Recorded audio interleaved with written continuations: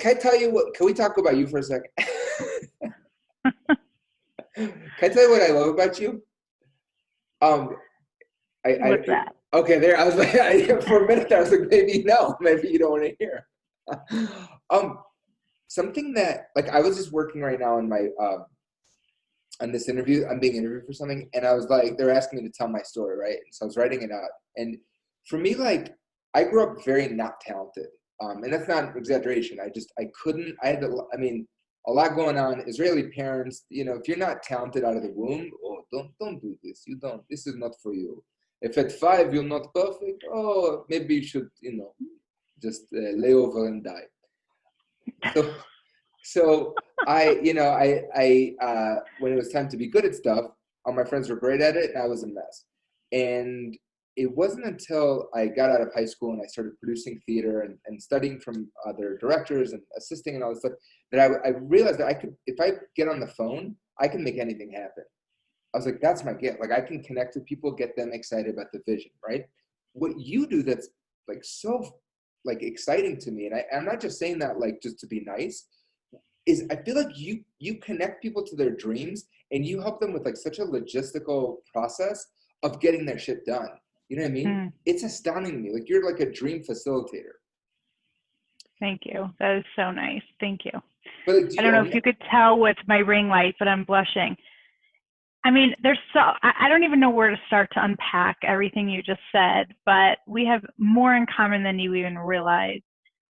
First of all, thank you. Thank you so much for your kind words. I'm not going to talk about your Israeli parents because we don't have time for that. And I'm sure that they loved you as much as anybody else's parents loved you. They just have a different approach in communicating it, perhaps. But I too grew up thinking I had no talents. I initially wanted to be a singer and thought I was going to, you too. So, yeah, I thought I was 100%. going to be, a singer, and I trained for many years, with a classical voice teacher, the best in St. Louis. I went to the 2 best teachers in St. Louis, and looking back, it's too bad I didn't realize the talent I had then. I certainly didn't see it within myself, and I just wasn't feeling it from outside sources either. And not because I wasn't born and raised into an incredibly loving home surrounded by tremendous amount of love and support for everything I did, but I didn't have that internal compass that led me to like a natural profession where I was like, yes, that's what I want to do. And so I thought I'd be a singer sort of by default because I had been training all those years. And then I went to college my first year and started doing vocal performance and realized I had no desire to be on the stage. And then it was like, wait, if I'm not going to become a singer, who am I and what will I be? So, Ron. 100%. That I love what you're talking about, and again, this is blowing my mind, especially in terms of what you do now. My whole life, I always said that I wanted to be a singer.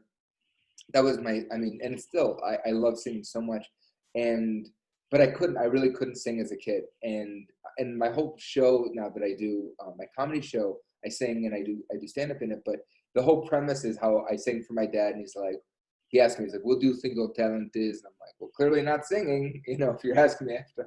And he's like, no, this is not for you. And so much of what I did growing up, I became a director because I was not a good singer early on. And I realize now it was a bunch of sensory issues and focus issues and confidence. And I only learned to sing when I was 30. I just turned 40. But but that fire for me, because I didn't have it growing up, it made me kind of redirect my other passions and find that I was like, with how hard it was for me to perform and be authentic on stage, I learned that I was more passionate about helping others, right? So I love to hear that for you it came, I don't want to say natural, but you were able to do the thing and it was a default. How did you then incite the fire? Where did you, because this is the thing, so many people, they're like, oh, well, that person over here is so passionate and so successful, but like, I don't know. right? What led you to find your real juice? Because you're a passionate person. I'm so passionate. Um, I found it in New York City.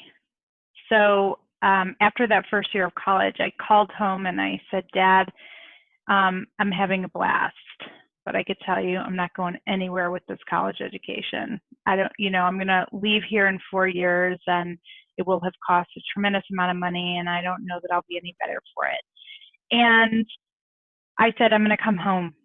And that was a big deal in my family to pause college. And I spent the year traveling, getting to know myself, working, and figuring out what it was that I really wanted. And through that time, I got a job working at Banana Republic, and they saw in me, I guess, the ability to do some styling. And so I ended up doing window dressing and all the merchandising in the windows. And so then they had me do the other stores in St. Louis as well. And during that time, I was thinking about what was next. Where was I going to go next year? Because while I loved working at Banana Republic, that was not going to be a long-term solution for me. And so all of a sudden, the possibilities expanded. And I found FIT, the Fashion Institute of Technology in New York City, and I ended up applying, and I applied to one school and just prayed that I got in. And when I was accepted, it changed the course of everything. And living in New York, what can I say about living in New York? It blew my mind. It expanded my world in ways that I could have never imagined. And it was during that time that I really tapped into who I was as a person and the talents that I had, and started dreaming again and dreaming about what it is that I really wanted, and then going after those dreams. And as they started to become a reality, one at a time, it was so empowering and exciting, and it fueled me in so many different ways, and that's sort of what put the propeller in motion. That's beautiful. What year were you in New York? I moved there in 1998 and left there in 2002. So I was in college for a couple of those years, finished out college, graduated, and then I got my first job working for a high-end shoe designer there. And I thought that was the be-all, end-all. I was so excited because it was a job that I had gone after. And I think just during that period of time, I just learned about my own resilience. I learned about my sense of determination, my grit, my ability to take pride in any kind of work. So I used to tell people I am the best envelope sealer you have ever met. I mean, Ron, you don't even know how fast I can stamp those envelopes. I worked in public relations for a while, and I just learned to take pride in everything I did, whether it was sealing envelopes or attending a black tie event with celebrities and handing things out, whatever, like it didn't even matter. I was just so excited to work in this industry. And I took all of that experience with me when I moved back to St. Louis, and it was actually only a year and a half later, started my first business at 25 years old. So that's perfect, because that's the perfect lead into my next question. As you were saying that, so you're in your early 20s, things are happening, all these doors are open. You have that like you talk about in your website, you have that 20s gusto, everything's possible. You're making things happen, and it seems like it's funny because when you read that, when you wrote what you read on your website, it made me think the minute you went into entrepreneurship, I bet that's probably when doors started slamming, right? That's when you probably started to get whoa, right? The thing starts getting in the way of you getting what you wanted at that point, or was there another kind of life incident that drove you into entrepreneurship where doors maybe slammed and you're do you know what I'm saying?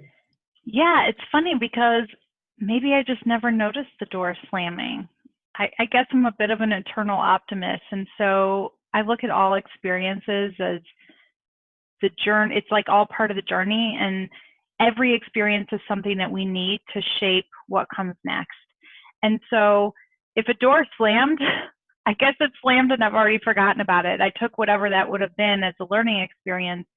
Um, but the version of that I experienced in building my first business was being 25 years old and entering the fashion industry and returning to New York City and traveling to LA and Las Vegas and Chicago and Atlanta and all the fashion markets on my own, and being this young woman and being taken seriously at these markets. Like, is she really going to buy merchandise from us, you know? And having to prove myself, I guess, if you will.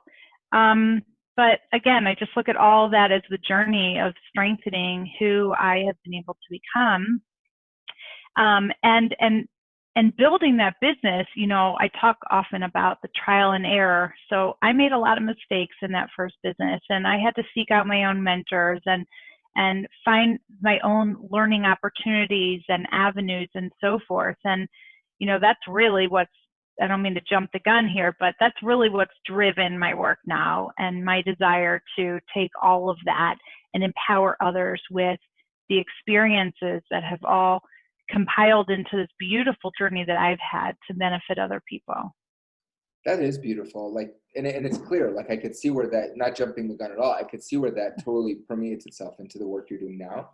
And especially that mindset, like, I feel like you are very much like one of those, like, life is happening for me, not to me. And we talk a lot about that in the show, or at least in the work I'm doing, like, where, yeah. So even that, like, what a cool, like, how did you have that perspective though back then? Because again, where I come from, it was like, even recently, my mom is very much like, she feels like COVID is happening to her.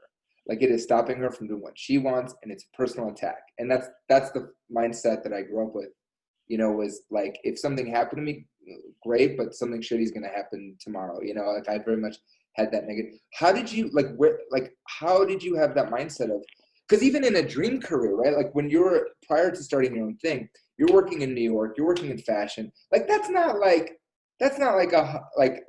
Colorado where everyone's like, you're fine. Everyone's like happy and fine, right? Like, that's like, I'm sure there were days that are challenging. How did you maintain, or how did that mindset evolve for you of being like, just like, this is a lesson, this is awesome, I have so much to learn from this, like that eternal optimism? How did that stick through New York fashion, and then when you did your own thing? Yeah. So there were some pivotal moments for me. I experienced some hardship in my personal life in my early 20s, and I looked at being able to step away from that experience as like a second lease on life.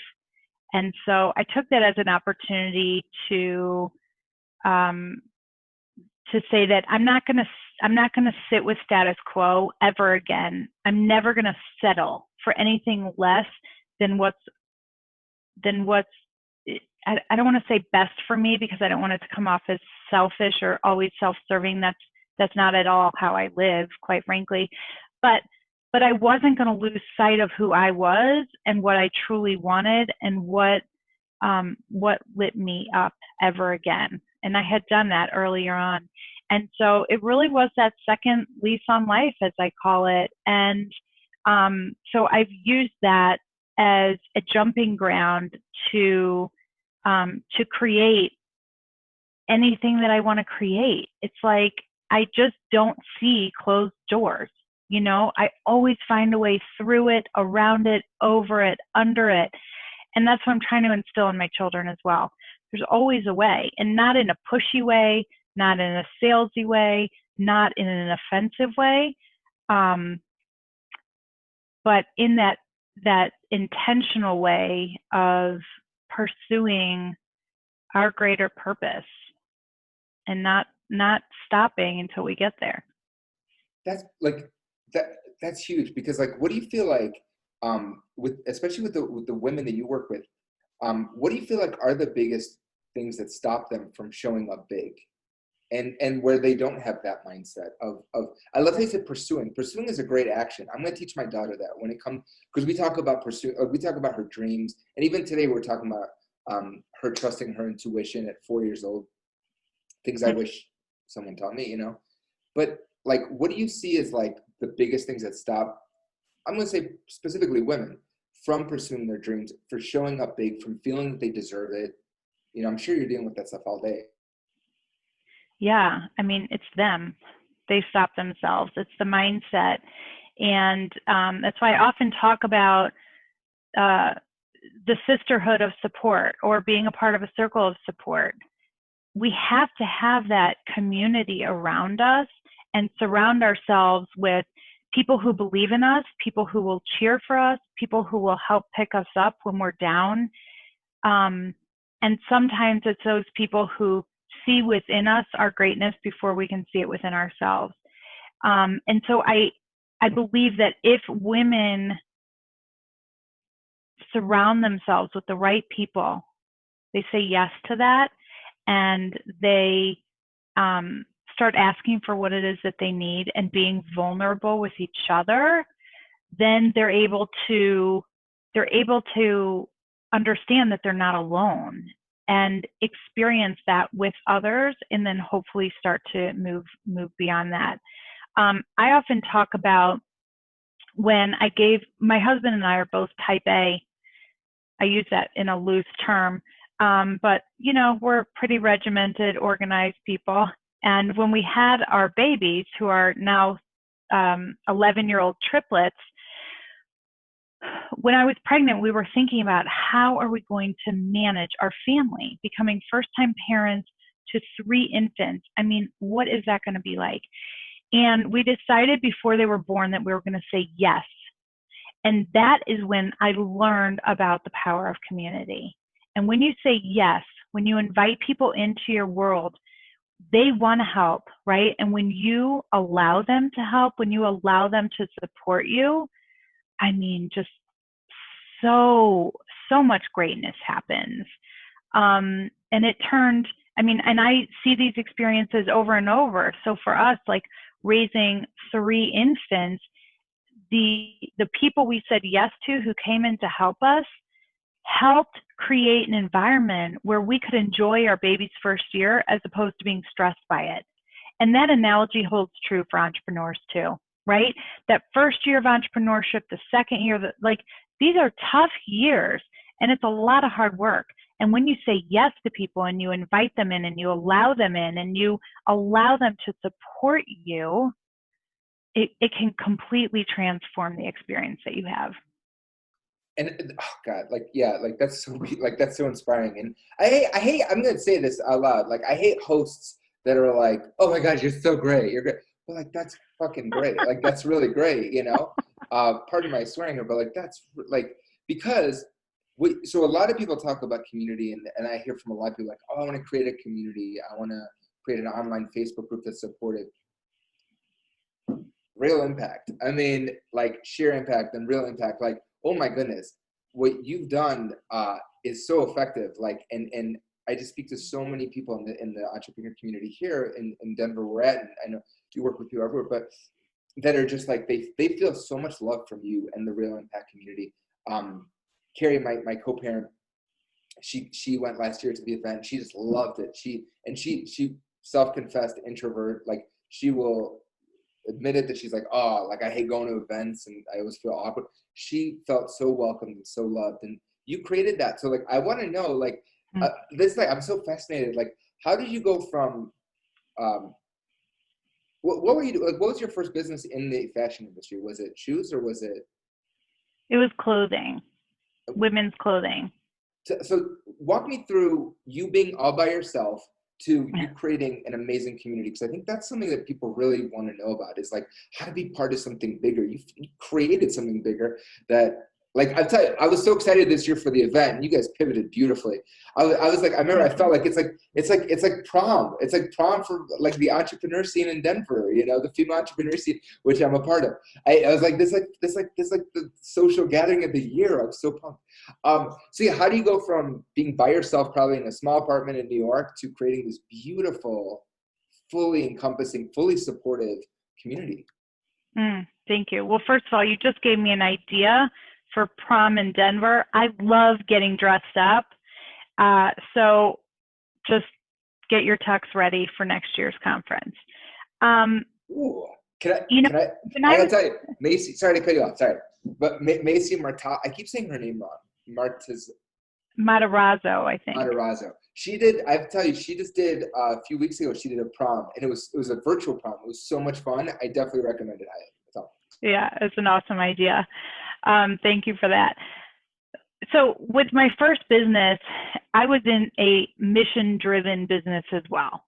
I was in the business of helping women who dress modestly find and access stylish clothing so that they could dress according to their values and their inner sense of self.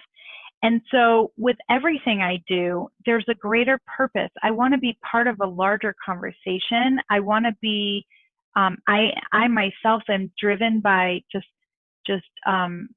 being, contributing to this broader conversation. And so, you know, segueing into women's empowerment and entrepreneurship, it only seemed natural that the conversation would be bigger there as well, right? And so for me, the way I created that was one coffee conversation at a time. You know, it was Ron, it was just you and I sitting down and chatting. And I moved to Denver in 2016, and I didn't know what kind of a business I wanted to start at the time, but I knew I wanted to start something new. And so I just started reaching out to people via LinkedIn. Hey, I'm moving to Denver. I'd love to take you to coffee and get to know you and hear more about the landscape in Denver. When I get there, can we set something up? And through that, I met a ton of great people, both men and women. And a year and a half later, I got this idea to host a conference. Just, I don't know, I literally was in the car with my husband one day and my kids driving to my brother's house, and I walk into my brother's house and I'm like, Jake, we're going to put on a women's conference. And my brother's like, okay, all right, now what? And 5 months later, we did. And I just said, I want to bring everybody together that I've met because I love connecting great women to other great women, and putting people together in the same space. I would love to see what happens in terms of their level of inspiration and engagement and their sense of collaboration. I had never been in a community of such beautiful collaborative women before moving here.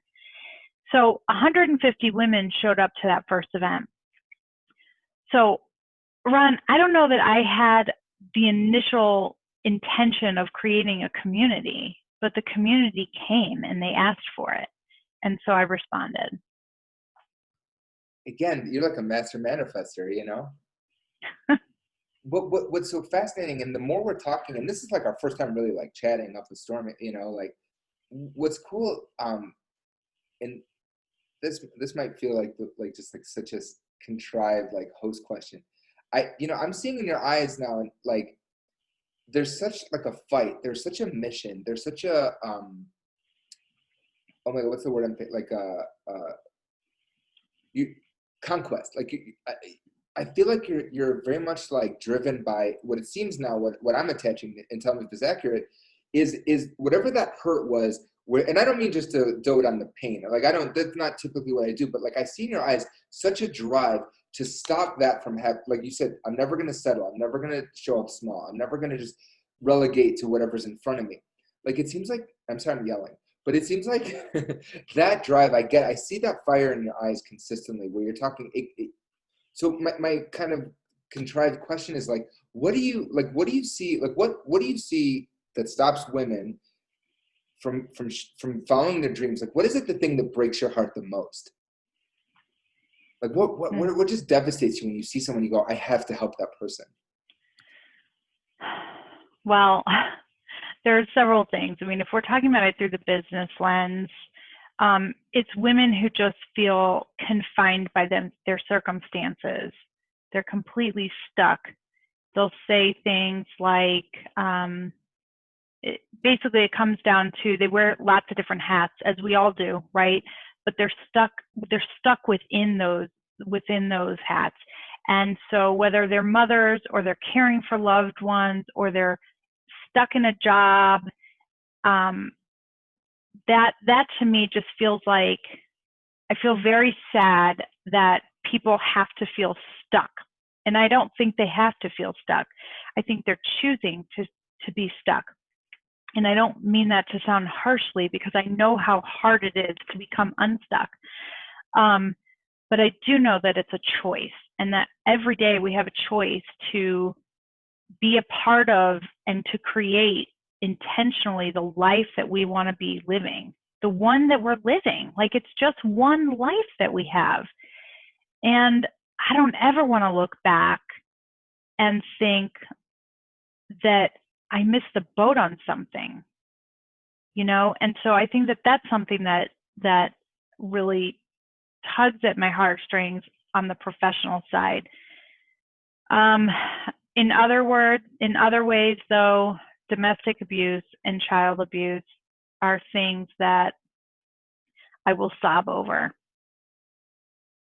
And anything I can do to help people out of those circumstances, help them see themselves for the strength that they have within, I mean, ultimately, that would be a great joy for me to be able to work in that area.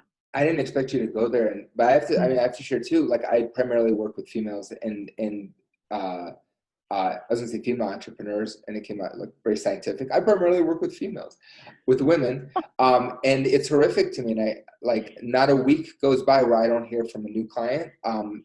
They were like trauma they experienced from a man, or harassment or abuse of any kind growing up, like sexual abuse, physical. I mean, it's horrific. Like, yeah. So, like, thank you for saying that.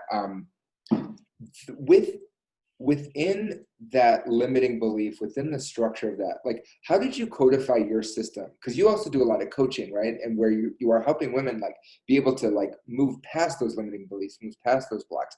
Where did you acquire those skills? And, like, how do you use them now? This is always a hard question for me, because I think we're all born with our gifts and our strengths and talents. And there's something about the structure of business, building brands, that is very intuitive for me. But I learned, when you ask about codifying it, I mean, I learned a lot in building that first business. And then I also started a nonprofit that I ran with a friend in a full volunteer capacity for 8 years before leaving St. Louis. And then starting this business. And so through the process of doing that over and over again, I've been able to create a structure and a real step-by-step process that others can follow and then adopt to their own. So, and I think that's a really important message. We look at people on social media all the time, and we make assumptions about who they are and their level of success and what their life experience may be now that they've achieved X, Y, and Z. And ultimately, I can't be you and you can't be me. You just be the best darn you can be, and you're going to rock it out there, right? So I can give you the process and the system for getting the mechanics in place, and then you've got to show up as your best self. And that's a tall order, right? Like, so, but that's an effective coach, right? Like, you place the information. I had amazing teachers growing up when I was directing and producing in Chicago. And yeah, I mean, there's so many times where I wasn't ready yet to show up, and I wasn't ready to step into it. And so that's what's, I think, so cool about what you do too, is like how you take into account all the stuff that's holding them back. And in the same token, like, presenting information to them in a way that they can, that's palpable to them right now in this moment to do that, right? And I love it. I have to say too, just like, this is a side note, like, you're not condescending at all, like, about, like, and I, not that you would be, but a lot of times you see a lot of coaches that are like, you need to do this. They're very, like, yelly, very, like, confrontational. So I love that you don't do that. That's not your style. Like, I've never felt you to be someone that's like, you're wrong if you haven't done it yet. Right? Like, I think for you, it's so cool to see how passionate you are about this. And the fact that you work with people just starting off that want to launch their business. I love how passionate you are about the discovery. And like you said, like, it seemed like, I'm talking really fast because I'm excited. Curiosity just drove so much of your work and so much of your positive mindset. Yeah.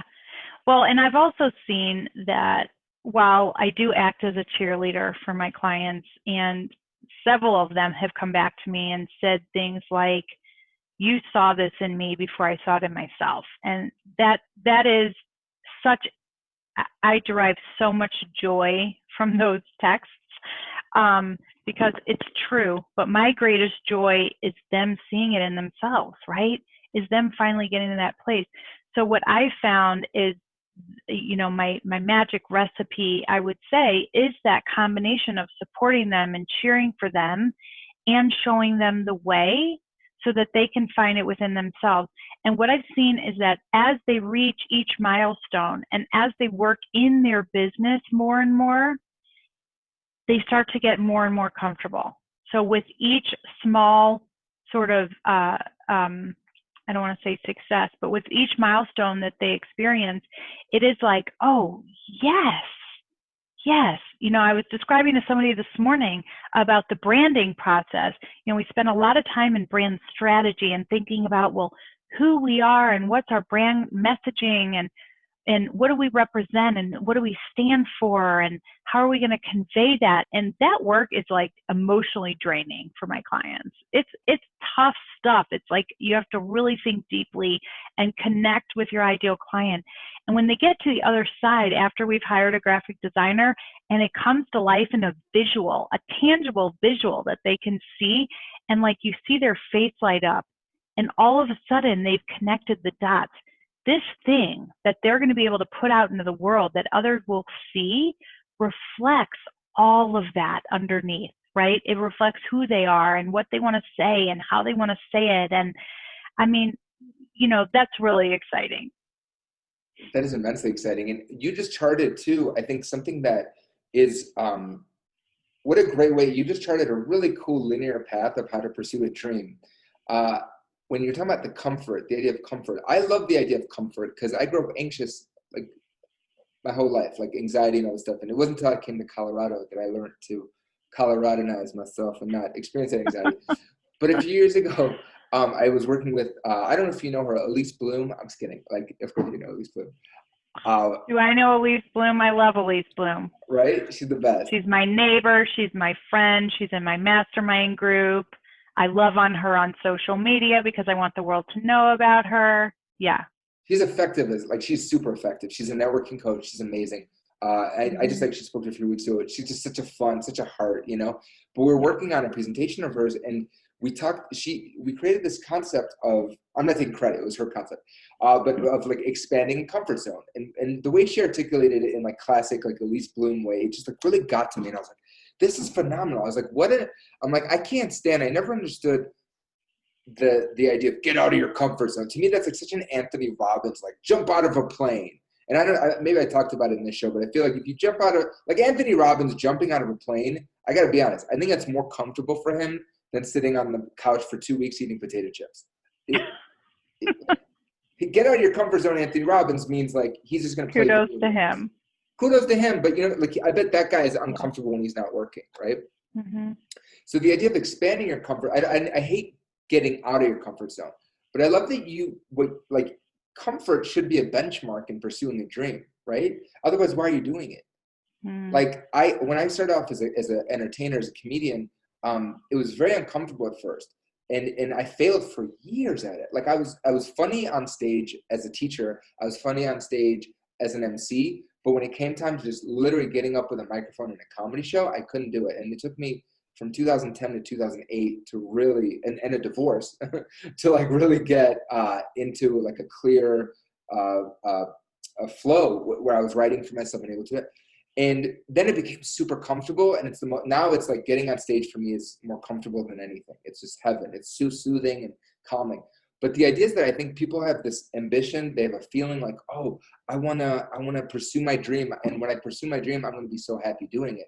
But those initial steps are not comfortable because it's new, right? So then get out of your comfort zone. Well, I think you're working towards your comfort zone. You're working Yeah, towards making it more comfortable, right? That's what you're talking about. That the minute you see that tangible result and successes, like you've said throughout this whole like talk, is that the minute people start getting successes and wins, then it becomes like, oh yeah, that feels good, exactly. Yeah. And it right? takes that first step. Like, and you just have to take one step. One of my favorite mantras that I talk about a lot is progress, not perfection, because I think the entrepreneurial world has a lot of perfectionists among us, and that will just stall you right there in your tracks. You can't get anywhere if you're waiting for perfection. You have to keep the wheels moving, um, and and keep taking that next step out of your, into whatever is next. So I love that, progress, not perfection. And I see that when people are making progress, their shoulders go back, they relax a bit, their confidence is elevated, just happens. So we don't have to sit around and talk about raising their confidence. It's just going to flow out of the work that we're doing together. Isn't that funny? As you're saying that, I'm like thinking about perfectionists that I know, like Enneagram ones that I know, where, where it's like, yeah, like I'm always like, I want you to enjoy this. Like, I want you to enjoy this process of discovery and enjoy that we don't know the answer right now.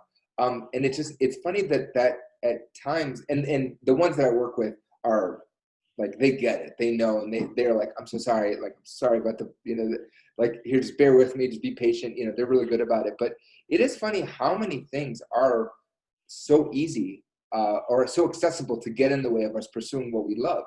Isn't that funny? But like kind of stupid. Isn't that like stupid a little bit? Like it's too easy to like not do what you love, It's true. You have to work harder for the other side of it. right? Yeah, And what does but that harder work look it's like? worth it. I mean, it's like parenting. Gosh, that's the hardest thing I've ever done. Every single day when I wake up, it's the hardest thing I do every day. But the rewards are tremendous. And it's the same thing in business. That sense of fulfillment runs through your veins, and it's much deeper than anything you can achieve when you settle. Like, do you remember the last day that you had to go to work? Well, I've had a I've had a really interesting career, but I think it might have been in New York. Oh, perhaps. Um, no, I did have a job in St. Louis actually, for a little while, and yeah, I mean, there were parts of it that I really did love and felt like I could contribute and affect real positive change, and then there were other parts that I just don't do, like the political ladder stuff, BS, very well. I'm just not good at that. I just like, first of all, I see the interconnectedness of all facets of an organization. And so for me to work in one area is very challenging. And I just don't care for BS. Like, let's just get stuff done. Let's love on each other. There's no reason why we can't all get along. I don't even comprehend that. So yeah, that's what I remember of those days.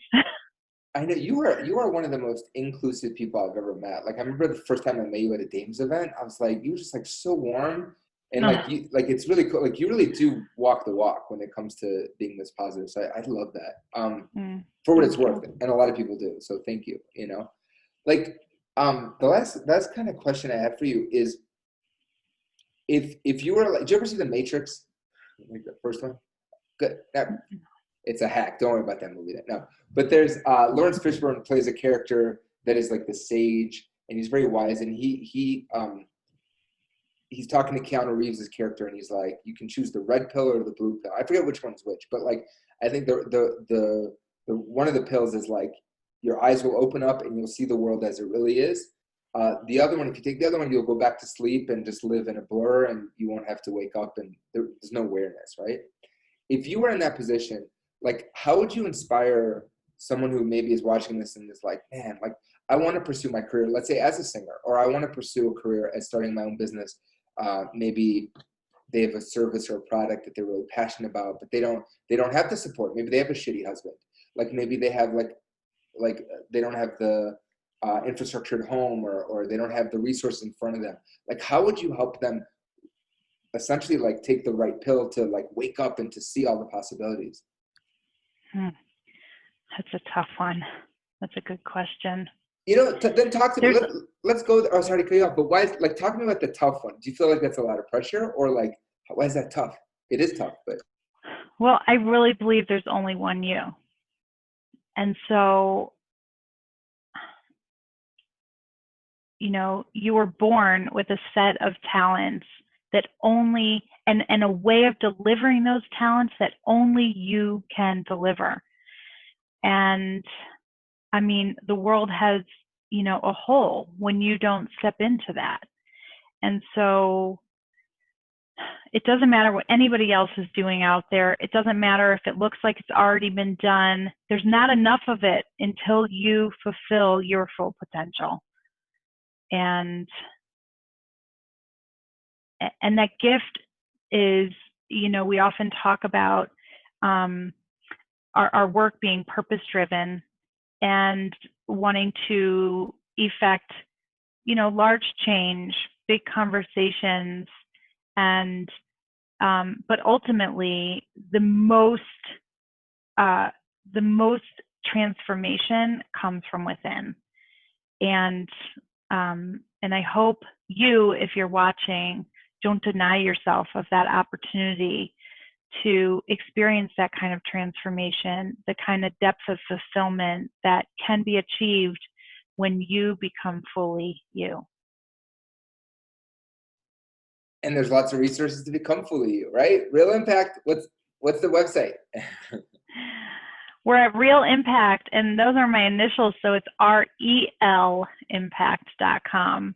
And our women's entrepreneur community, Sheer Impact, can be found as well at Real Impact. So we're on Facebook, Instagram at Real Impact, and then LinkedIn at Rachel-Lubchansky, which is a whole mouthful. You know, it's a mouthful right now is me holding back the tears from what you just said. The idea of, like, I'm not just schmoozing right now, like I'm swelling. The idea, and I want to say this to my daughter and my co-parent, the idea of there's not enough of you.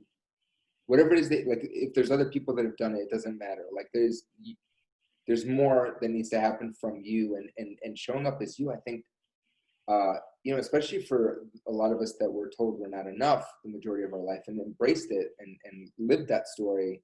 And the counter to that sucked, right? Like, you can find proof that you're a piece of shit anywhere. I did for 36 years. That's all I was looking for. And let's say 32, let's say. But to walk around with that feeling that whatever it is that you bring to the world is so necessary and so important. I mean, that's a very different philosophy than the majority of what I've heard, you know? So that's really beautiful. Like, thank you for sharing that. Like, sometimes on shows, people are like, yeah, look, you just gotta be you. And it's like, thank you for saying that, you know? But like, when you say, like, you crack me up. Thank you so much. But when you're saying, like, the idea of, like, there's not enough of you and there's a hole if you don't fill your true purpose, that's huge. That's true. You're doing a disservice to others. And to yourself. Yeah. Yeah. But thank you for creating this space for this conversation, Ron. It's been so fun. Thank you, Rachel. You're my favorite. Like, virtual hug. Virtual hug. Virtual high five. A little elbow. Yeah. All right, you're the best. All right, so definitely check out Rachel and their sharing, or I keep saying Share Impact. Real Impact, REL Impact. The website, I'll post it on here. And like, the biggest thing is, like, yeah, if you're out there and you're trying to pursue your dream, there are people that are passionate about helping. And I think that's when people are, like, you talked about how in your first year of having the kids, like triplets, geez, I'm sure that was a transition too, to ask for help, to want to be able to, like, accept help and open yourself up for that space. Like, so the point is that this show is really about, like, if someone is wherever they are in the world, like, if they feel like no one's there to help them, that is not true. There's people like you, there's other amazing connectors, but like right now you're my favorite. Like there's you, and you know, that are willing to help. That you guys live on this stuff. Like a friend of ours, Megan Conter, who I interviewed too, and she's like, that woman changed my life. Like she always tells me, she's like, yeah, like she's like, people don't think like connect with a connector, like reach out. We get off on this. We live for this, right? So Yeah. if someone reaches out to you, what are the kind of things that you love helping them with? Oh my goodness. I mean, everything, but I'm always connecting people. So, and I always tell people, I don't take a cut of those connections. I don't ask for any kickback, because I want to make sure that the people who come to me are able to access and connect with the right resources and people for them. So, you know, I'm always in conversation like this and getting to know people so that I can keep my bank of resources up to speed for when people come to me asking, you know. And a lot of times that's in my world, it's copywriters and graphic designers and web designers and you know, other specialists. But really, you can ask me anything. That's awesome. You're the best, man. All right. Well, thank you so much for watching another episode of the RPJ Talk Show. And I will have Rachel's information. And yeah, there are people that want to help, and you should be like, I'm gonna should all over the audience right now and say, you should be living your full dream, full lifestyle. There's no one better than you at it. So do it. Do it. Shia LaBeouf style. All right. Great way to end. Right? Boom. Yeah. Thanks, Ron. Thanks, Rachel.